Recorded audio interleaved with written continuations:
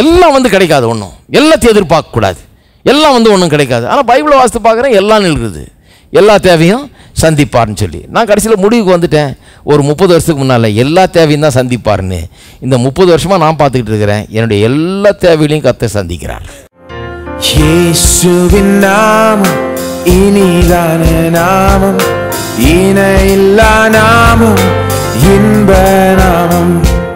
இயேசுவின் நாமம் இனிதான நாமம், இணையில்லா நாமம், இன்ப நாமம். எங்கள் இயேசுவின் நாமம் இனிதான நாமம்,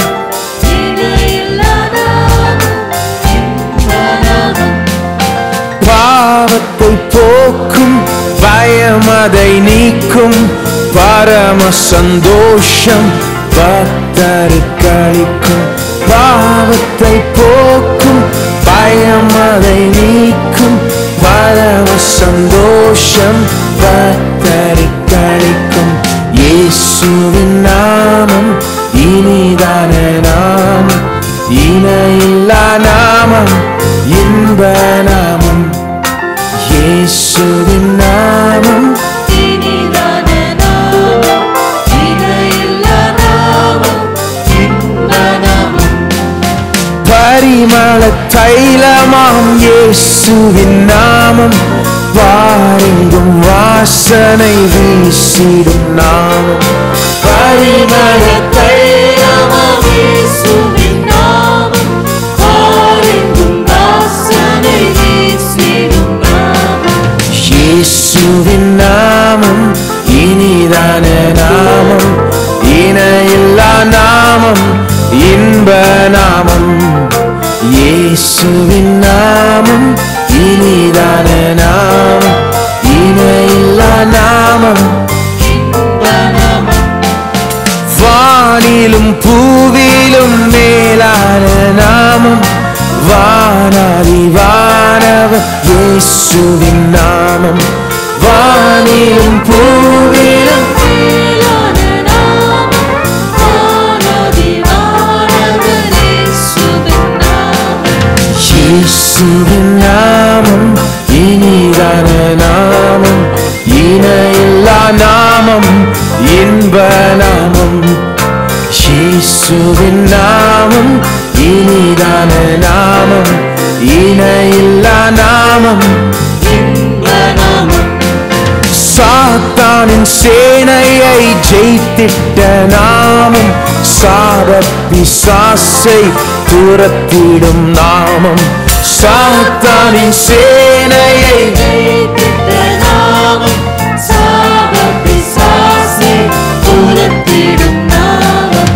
இயேசுவின் நாமம் இனிதான நாமம், இணையில்லா நாமம், இன்ப நாமம்.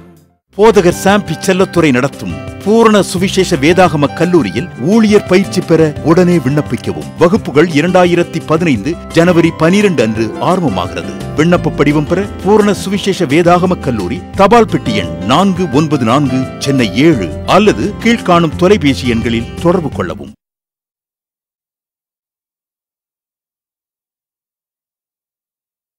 ரோமர் 8:14. மேலும் எவர்கள் தேவனுடைய ஆவியினாலே நடத்தப்படுகிறார்களோ அவர்கள் தேவனுடைய புத்திரராயிருக்கிறார்கள்.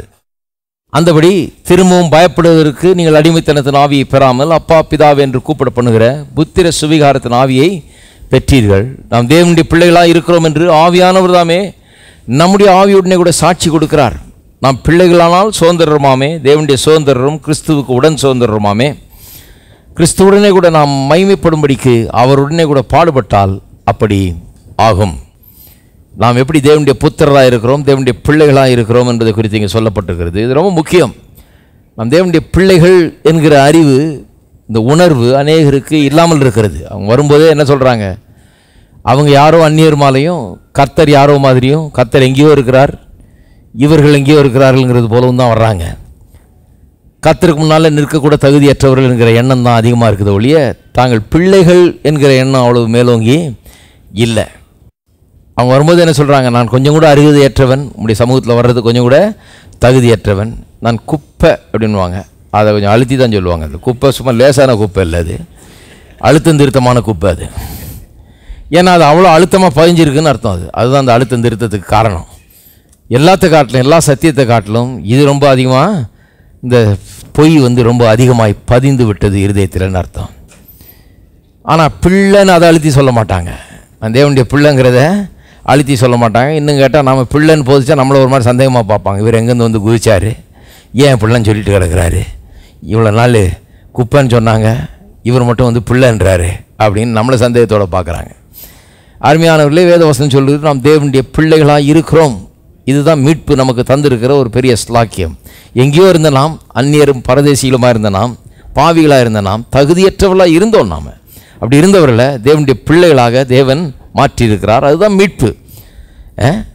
இது நீங்களும் நானும் முயற்சி எடுத்து நடக்கல. இது கடவுள் செய்த ஒரு பெரிய அற்புதமான ஒரு காரியம். இதை நாம் அறிந்து கொள்ள வேண்டும். இந்த உணர்வு நமக்குள்ளே மேலோங்க வேண்டும். சரி, தேவனுடைய பிள்ளைகள்னு சொல்கிறோமே, அதில் என்ன அடங்கி இருக்கிறது? What does it mean to say that we are a child of God? நான் தேவனுடைய பிள்ளைன்னு சொல்கிறதுல என்ன அடங்கி இருக்கிறது என்பதை குறித்து பார்த்தோம். ஒன்று, நான் சொன்னேன், நமக்கும் அவருக்கும் அநேக ஒற்றுமைகள் இருக்கிறது. நாமும் அவரும் ஒரே விதமாக இருக்கிறோம் சில காரியங்களில்.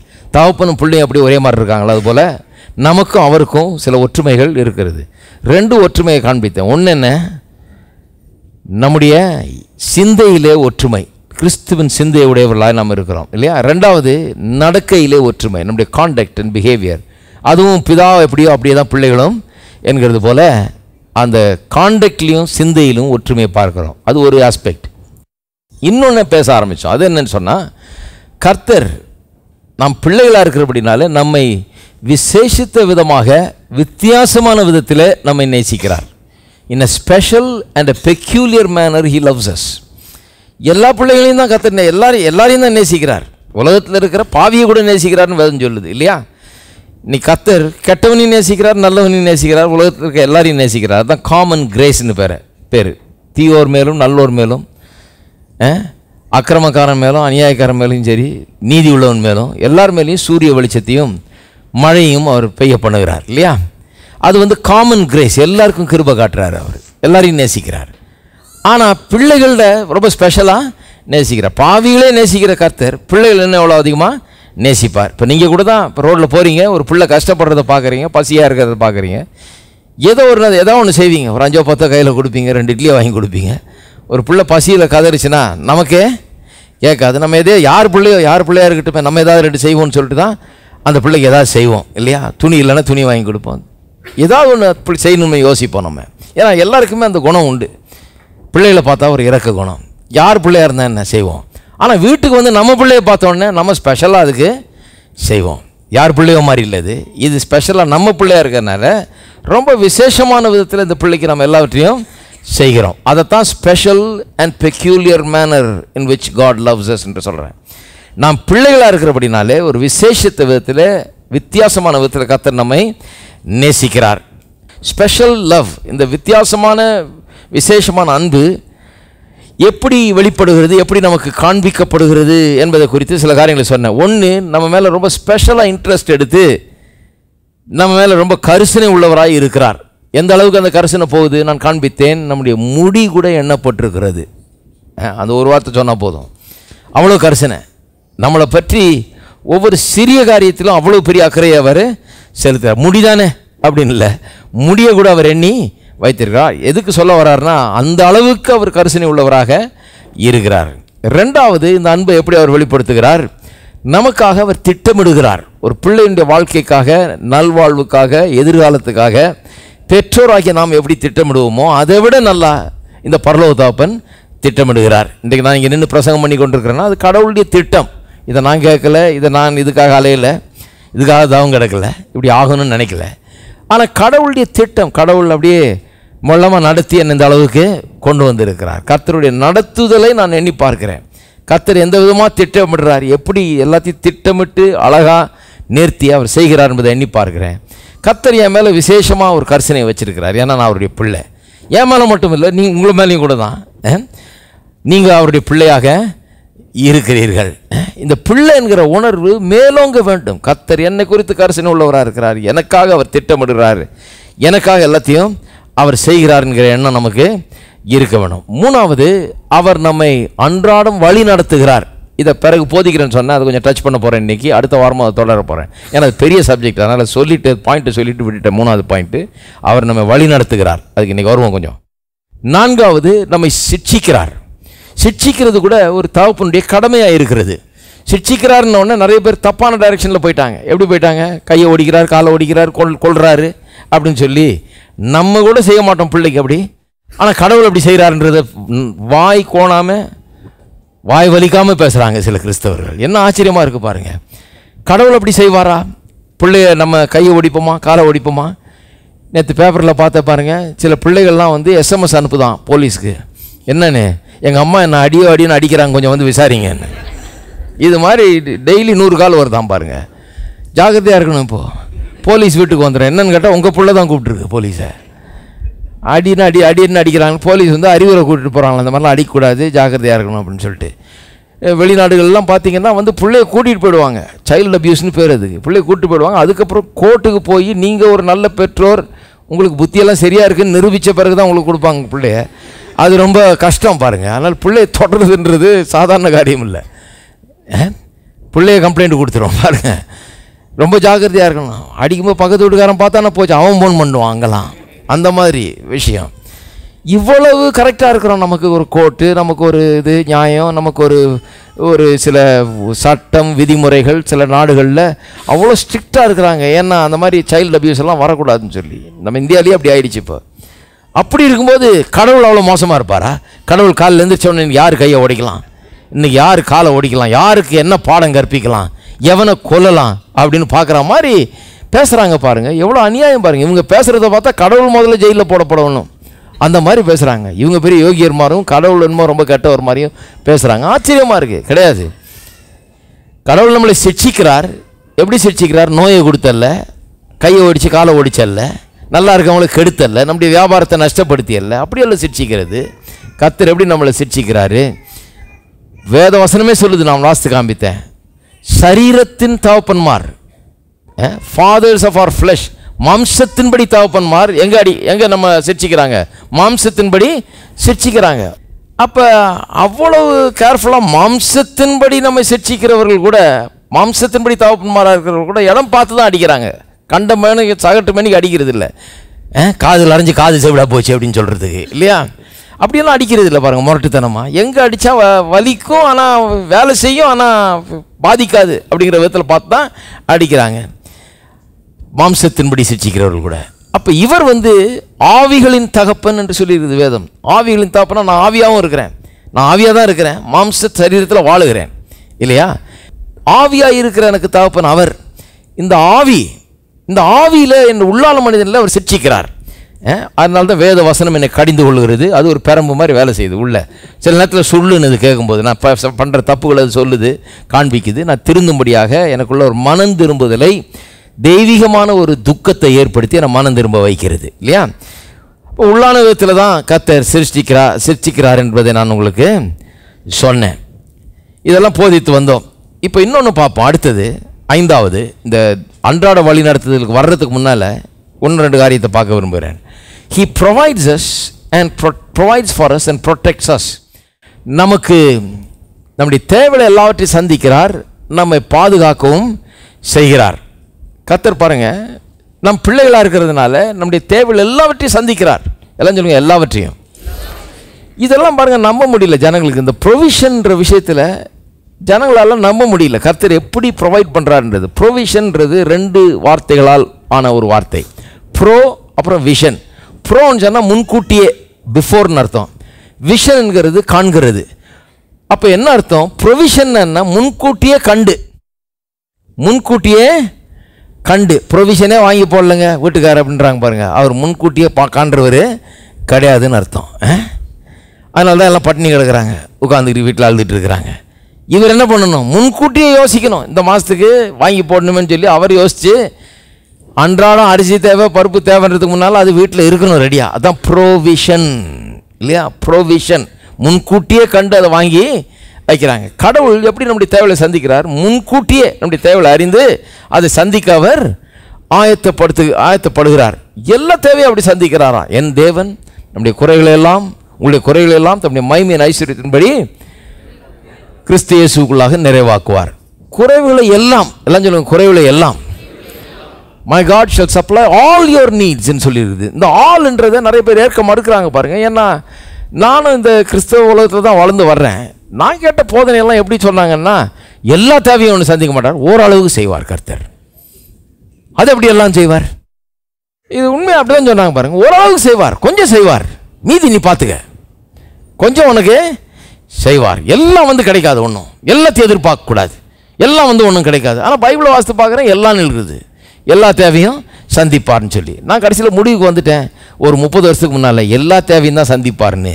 இந்த 30 வருஷமாக நான் பார்த்துக்கிட்டு இருக்கிறேன், என்னுடைய எல்லா தேவைகளையும் கர்த்தர் சந்திக்கிறார். நம்ம சில நல்ல முடிவுகளுக்கு வர வேண்டியது இருக்குது பாருங்கள். வாழ்க்கையில் சில குவாலிட்டி டிசிஷன், தரமான தீர்மானங்கள் எடுக்கணும். கர்த்தர் என்னுடைய எல்லா தேவைகளையும் சந்திப்பார், எனக்கு குறைவு இருப்பதில்லை, எந்த விதத்தில் நான் குறைவுபடுவதில்லை, கர்த்தர் என்னுடைய எல்லா தேவைகளையும் சந்திப்பார் என்கிற முடிவுக்கு நம்ம வந்துட்டு அதை விசுவாசிச்சா அதுதான் நம்முடைய வாழ்க்கையில் நடக்கும். நிறைய பேர் அந்த மாதிரி ஒரு முடிவுக்கு வரல பாருங்க. அதுவும் இல்லாமல் நம்ம வந்து பொதுவாகவே பெற்றுக்கொள்றதுக்கு ரொம்ப தயக்கம் உள்ளவர்கள். பல ஆளுங்க வேணாங்க, இது சமாளிச்சுக்கிறேன் நான் அப்படின்ற மாதிரி ஆட்கள். நம்ம ரொம்ப ஒரு மாதிரி நம்ம ரொம்ப நல்லவங்க. சிலர் நினைக்கிறாங்க ரொம்ப எனக்கு ஒன்றும் வேணாங்க, போதுங்க, இதுலேயே நான் கடத்திடுவேன், அப்படியே காலத்தை கடத்திடுவேன், நான் இப்படியே இருந்துக்குவேன். அப்படிப்பட்ட ஆட்கள் தான் நிறைய நம்ம ஆளுங்க, தமிழ்நாட்டு ஆளுங்க ரொம்ப நல்லவங்க. அவங்க கொஞ்சத்தை வச்சு அரை வைத்து கஞ்சி ஆண்ட ஒரு குடிசையிலுமே இருந்து அப்படியே கர்த்தருக்காக வாழ்ந்து அப்படியே மோட்சம் போகிறேன்ற ஆட்கள். அவர்களுக்கு இந்த ஆல் மை நீட்ஸ் அப்படின்றது வந்து அவங்களுக்கு விளங்குறதே இல்லை பாருங்கள். ஒரு பிரசங்கியார் சொல்லிட்டு இருந்தார், அமெரிக்காவில் இருக்க பெரிய ஒரு ஃபேமஸ் பிரசங்கியார், அவர் ரொம்ப பெரிய ஊழியம் வச்சுருக்காரு பாருங்கள், உலகம் முழுக்க சென்று போய் ஊழியம் செய்கிறார். அவருக்கு ஒரே ஒரு மக பாருங்கள், அந்த மக வந்து கல்யாணம் பண்ணி ஒரு புது வீடு வாங்கியிருக்கு, அது இங்கே வேலை செய்யுது, புருஷனும் இங்கே வேலை செய்கிறார், அவங்கெல்லாம் ஊழியத்தில் இல்லை. அவங்க வந்து ஒரு வீடு வாங்கியிருக்காங்க. வீடு வாங்கின உடனே கடனுக்கு வீடு வாங்கியிருக்காங்க, கடனுக்கு காரையும் வாங்கிட்டாங்க. புதுசாக கல்யாணம் ஆகிருக்கு, 2 கடன்னா பாருங்கள், மாதம் மாதம் அதையும் கட்டணும் இதையும் கட்டணும், 2த்தையும் கட்டணும், ரொம்ப டைட்டாக போயிட்டு இருக்குது. மக வீடு வாங்கியிருக்கேன்னு இவருக்கு ஒரு சந்தோஷம். சரி, இப்போ அவங்க இப்போ ஹவுஸ் வார்மிங்க்கு கூப்பிட்ருக்காங்க, போயிருக்காரு. போகும்போதே மனைவிக்கிட்ட சொன்னாராம், ஏதாவது ஒன்று வாங்கி கொடுப்போமே அந்த பிள்ளைக்கு, ஒரே மக தான் இவருக்கு, ஏதாவது வாங்கி கொடுப்போமே எனக்கு ஒரு ஆசை, என்ன வாங்கி கொடுக்குன்னு தெரியல. சரின்னு போயிட்டாங்களாம் வீட்டுக்கு. போனப்போ அந்த பொண்ணு வந்து ஒரு கேட்டலாக் வச்சு பார்த்துக்கிட்டு இருக்குதான், கார்பெட்டாக இருக்குதான். அந்த கேட்டலாகில் படம், அழகழகான கார்பெட், உலகம் முழுக்க இருந்து பல விதமான கார்பெட்டுகளை வேடிக்கை பார்த்துட்டு இருக்காங்க. அங்கே கார்பெட்லாம் போடுவாங்க இல்லையா, ஏதோ ஒரு அறைக்கு இந்த கார்பெட் ரொம்ப நல்லா இருக்கும், இதை வாங்கி போட்டால் நல்லாயிருக்கும்னு அது பேசிகிட்டு இருக்குதான். அப்புறம் இவங்க அம்மாவும் அப்பாவும் வந்த உடனே அம்மாவை கூப்பிட்டு காமிச்சுதான், இந்த அம்மா எப்படி இருக்குது பாருங்கள் இது அப்படின்னு. உடனே இவரும் போய் பார்த்தாராம், பார்த்துட்டு மனைவியை பார்த்து தலையாட்டினார், இதை வாங்கி கொடுத்துடலாம் பேசாமல் அப்படின்னு. மனைவி ஓகே ஓகேன்னுச்சா, தலையாட்டிச்சான். சரி கண்டுபிடிச்சிட்டோம், என்ன வாங்கி கொடுக்குறதுன்னு சந்தோஷமாக அதுக்கிட்ட சொல்லலாம், ஏம்மா ஆர்டர் பண்ணி நீ எவ்வளோ ஆகுதுன்னு சொல்லு, உனக்கு செக்கு கொடுத்துட்றேன், ஏதாவது ஒன்று வாங்கிட்டு வரணும்னு நினச்சேன், எனக்கு என்ன வாங்குறதுன்னே தெரியல, உனக்கு இது பிடிக்குது இல்லையா, நீ இதை வாங்கிக்கோன்னாரான். உடனே அந்த பொண்ணு கோவம் வந்துருச்சான் பாருங்கள். அங்கே அமெரிக்காலலாம் அப்பா வாங்கி கொடுக்கணும்லாம் விரும்ப மாட்டாங்க, அவங்களே வாங்கிக்கணும்னு தான் விரும்புவாங்க. உடனே அந்த பிள்ளைக்கு கோவம் வந்துருச்சான், நீங்கள் வாங்கி கொடுப்பீங்கன்னு நினச்சா நான் இதை காமிச்சேன்னு நினச்சிக்க உங்கள்கிட்ட, அதுக்காக நான் ஒன்றும் காமிக்கலை, நீங்கள் தப்பாக நினச்சிட்டிங்களாக்கும், நீங்கள் வாங்கி கொடுப்பீங்கன்னு எதிர்பார்த்து நான் இதை ஒன்றும் காமிக்கலை, இது எப்படி இருக்குன்னு அம்மாட்ட காமிச்சிட்டு இருந்தேன், இது நல்லா இருக்கான்னு, வேறு ஒன்றும் கிடையாது, நீங்கள் ஒன்றும் வாங்கி தர வேண்டியதில்லை, நானே வாங்கிக்குவேன்னுச்சான். சரிம்மா ஆளை விடு, நீ வாங்கிக்கப்போ அப்படின்ட்டாரான். இதனால் வம்பா போச்சேன்னு. இவர் பாருங்கள், ஒரு தகப்பனுடைய உள்ளம், வாங்கி தரலாம், அவருக்கு ஒன்றும் பெரிய செலவு கிடையாது, இது ஒரு சின்ன காரியம். இந்த பிள்ளைக்கு வீட்டையே வாங்கி கொடுத்துருப்பார் கேட்டுருந்துச்சுன்னா, இது வந்து இப்போ பொண்ணு பிடிக்குது பாருங்கள். அப்படிப்பட்ட ஆள் அவர் நல்லா வசதியான ஆள். சரி போ நீயே வாங்கிக்கோன்னு விட்டாரான். அப்புறம் போய் வீடை பார்த்தாரான்.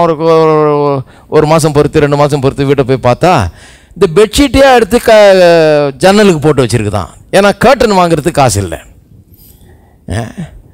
கர்டன் வாங்குறதுக்கு காசு இல்லாதனால அந்த பெட்ஷீட்டு அது இது இந்த கொஞ்சம் மெல்லிய துணியெல்லாம் எடுத்து இப்படி தொங்க விட்டுருக்குது கர்டன் மாதிரி. அங்கே அப்படி பண்ணுவாங்க சிலர், காசு இல்லைன்னா அது வரைக்கும் வாங்குற வரைக்கும் இது தொங்கட்டுன்னு விட்டுருப்பாங்க. இது சொன்னாலும் ஏமா அது இதெல்லாம் இப்படி தொங்க விட்டுருக்குற, நீ இப்போ இந்த கடையில் போயிட்டு உனக்கு என்ன வேணுமோ வாங்கிக்கோ, உனக்கு என்ன ஆச்சுன்னு சொல்லு, நான் கொடுத்துட்றேன் காசு என்னாராம். மறுபடியும் சாடு தான் அது. உங்களை நான் வாங்கி தர சொன்னேண்ணா, என்னால் வாங்க முடியும் போங்கன்றிச்சான். சரி ஆளை விடு, உங்கள்கிட்ட சண்டை வேணான்னு சொல்லிட்டு நீயே வாங்கிக்க போ, தொலைஞ்சி போன்னு விட்டாரான். விட்டோடனே எங்கேயோ வெளியூர் போயிருந்தாரான் பாருங்கள். ஃபோன் வருதான், இந்த மாதிரி நீங்கள் இன்றைக்கி ஊருக்கு வந்தோடனே சொல்லுங்கள், நான் வந்து கூப்பிட்டு போகிறேன், லஞ்சுக்கு கூப்பிட்டு போகிறேன், நாங்கள் பே பண்ணுவோம். ஆனால் இதுவும் புருஷனும் பே பண்ணுவாங்களாம் லஞ்சுக்கு. இவர் பெரிய ஆள் பாருங்கள். நீங்கள் எங்கே சாப்பிட்றீங்கன்னு சொல்லுங்கள், போங்க, நாங்கள் பே பண்ணுவோம் அப்படின்னுச்சான். சொன்னாரா, வேணாம்மா நான் தான் அப்பா, நான் பே பண்ணிட்டு போகிறேன் அப்படின்னாரா. இல்லை நான் தான் பே பண்ணுவேன். சரி போ, அதையும் விட்டுரு, நீயே பே பண்ணிக்கன்னு சொல்லிட்டு வந்திருக்காரு. அதே காரில் வந்து கூப்பிட்டு போச்சான். காரில் கூப்பிட்டு போகும்போது அழகான காரம் தான் கடன் கொடுத்து வாங்கியிருக்காங்களே புதுசாக, அழகான காரு உட்காந்துட்டு போனாராம் இவர். இந்த கார் என்ன வேலை, நல்லா இருக்குது, அழகாக இருக்குது அப்படின்னு பேசிக்கிட்டே வந்தாராம். பேசிக்கிட்டே வரும்போது அதுக்குள்ளே பாருங்கள், இந்த ஃபியூ மந்த்ஸ் ஆகிடுச்சு. கடன் கொடுத்து வீட்டு கடனை கட்டி, காரு கடனை கட்டி, அதை வாங்கி இதை வாங்கி எல்லாம் பண்ணி ஒன்றும் பாருங்கள் முடியல. வாழ்க்கை நொந்து போயாச்சு. பொண்ணு வந்து ரொம்ப கஷ்டப்பட்டு ரொம்ப நொந்து போன நிலைக்கு வந்திருக்குது. யாராவது உதவி செய்வாங்களான்ற ஒரு நிலைக்கு வந்தாச்சு இப்போது. அப்போ கேட்டாராம், இந்த காருக்கு எவ்வளோ கடன் வாங்கியிருக்கேன்னு சொன்னிச்சான். அவ்வளோ எங்கே வாங்கியிருக்கேன்னு, அது அப்போ தான் ரெட் லைட்டில் நின்றுட்டு இருக்குதான் பாருங்க சொன்னிச்சு. அதான் அந்த பேங்க்கில் தான் வாங்கியிருக்கேன்னுச்சான். லைட்டு க்ரீனாக வந்த உடனே நேரம் அந்த பேங்க்குள்ளே போ, மொத்த காசையும் நான் அந்த பேங்க்கு கொடுத்துட்டு உன்கிட்ட ஆர்சி புக்கை வாங்கி கொடுத்துட்றேன் அப்படின்னாராம். உடனே சொல்லுதான், டேடி கர்த்தர் உங்களை நல்லா நடத்துகிறார் டேடி, கர்த்தர் நடத்துகிறபடி செய்யுங்க டேடின்னு தான். நொந்து போன பிறகு தான் அறிவு வருது பாருங்க. நிறைய கிறிஸ்தவர்கள் கூட அப்படி தான் பாருங்க. நிறைய கிறிஸ்தவங்க பாருங்க, அவங்க வந்து சிலர் சொல்கிறாங்க, எனக்கு இந்த தெய்வீக சுகமெல்லாம் நம்பிக்கை இல்லை. அப்போ நான் சொன்னேன், இன்னும் வியாதி சரியாக வரல, உங்களுக்கு வந்தால் தான் நம்பிக்கை வரும். நல்ல வியாதி ஒன்று பிடிச்சதுன்னா தான் அப்புறம் தான் ஐயோ அப்பா ஆண்டவரே சுகமாக்கணும். இப்போ நல்லா சுகமாக இருக்கிற வரைக்கும் எனக்கு தெய்வீக சுகமெல்லாம் நம்பிக்கை, அதெல்லாம் சும்மா அப்படின்றது. எனக்கு வந்து கர்த்தர் இந்த மாதிரி காசு கொடுப்பார், பணம் கொடுப்பாருன்னெலாம் நம்பிக்கை இல்லை சிலர் சொல்கிறாங்க. நான் என்ன சொல்கிறேன், இன்னும் காசுக்காக கஷ்டப்பட்டு வேலை போய் ஒன்றும் இல்லாமல் ஆகி அப்படி வந்த உடனே கதறுறது ஆண்டவர்கிட்ட. அப்படி வந்தால் தான் அவங்க கதறுவாங்க. சிலர்லாம் நொந்து போன பிறகு தான் அப்பா இயேசுவே ஐயா ஏதாவது செய்யும் ரெடி நான்வாங்க. அது வரைக்கும் இல்லாத இதெல்லாம் முரண்டு பிடிப்பாங்க. அதென்ன கர்த்தர் தேவையில்லை சந்திக்கிறார்னு, இது என்ன பிரசங்கம், இது என்ன இது செழிப்புங்கிறது, இது என்ன இந்த ஆசீர்வாதம்ன்றது, அப்படி தான் பேசிகிட்டு இருப்பாங்க பாருங்கள். அவங்கள ஆசீர்வாதம் இல்லாமல் அடுத்த வேளை சோறு கிடைக்காதுன்ற நிலைக்கு கொண்டு வந்தால் தான் ஆசீர்வாதத்தை நாட ஆரம்பிப்பாங்க அவங்க. கிறிஸ்தவங்க அப்படி இருக்காங்க பாருங்கள் சிலர். ஏன்னா கர்த்தர் தங்களுடைய எல்லா தேவையிலும் சந்திப்பார்ன்றதை ஏற்றுக்கொள்கிறது அவ்வளோ கஷ்டமாக இருக்குது அவங்களுக்கு. ஏன்னு எனக்கு தெரியல, எனக்கு அது அவ்வளோ ஈஸியாக இருக்குது. மதுரை வெற்றி வாழ்வு கூட்டங்கள் சாம்பி செல்லத்துறை பேசுகிறார். நாள் 2015 ஜனவரி 14, 15. நேரம் காலை 10 மணி முதல் மாலை 4 மணி வரை. இடம் ஜீவ வார்த்தை ஆலயம், மாடக்குளம் ரோட், மதுரை 3. மேலும் விவரங்களுக்கு கீழ்காணும் எண்ணில் தொடர்பு கொள்ளுங்கள். நீதியின் சால்வை அணிந்து நல்லாவியில் நிறைந்து பெருந்தோனி எழுப்பிடுங்கள், ஆவியோடும் கருத்தோடும் துதியுங்கள், கர்த்தரை உயர்த்திடுங்கள். நீதியின் சால்வை அணிந்து நல்லாவியில் நிறைந்து பெருந்தோனி எழுப்பிடுங்கள், ஆவியோடும் கருத்தோடும் துதியுங்கள், கர்த்தரை உயர்த்திடுங்கள். நீதியின் சால்வை அணிந்து நல்லாவியில் நிறைந்து பெருந்தோனி எழுப்பிடுங்கள், ஆவியோடும் கருத்தோடும் துதியுங்கள், கர்த்தரை உயர்த்திடுங்கள். மீட்படைந்தோர் களிப்போடே சீயோன் விரைந்திடுவார், நித்திய மகிழ்ச்சி நிலைக்கும், சஞ்சலம் தவிப்பும் ஓடிப்போம். மீட்படைந்தோர் களிப்போடே சீயோன் விரைந்திடுவார், நித்திய மகிழ்ச்சி நிலைக்கும், சஞ்சலம் தவிப்பும் ஓடிப்போம். நீதியின் சால்வை அணிந்து நல்லாவியில் நிறைந்து பெருந்தோனி எழுப்பிடுங்கள்,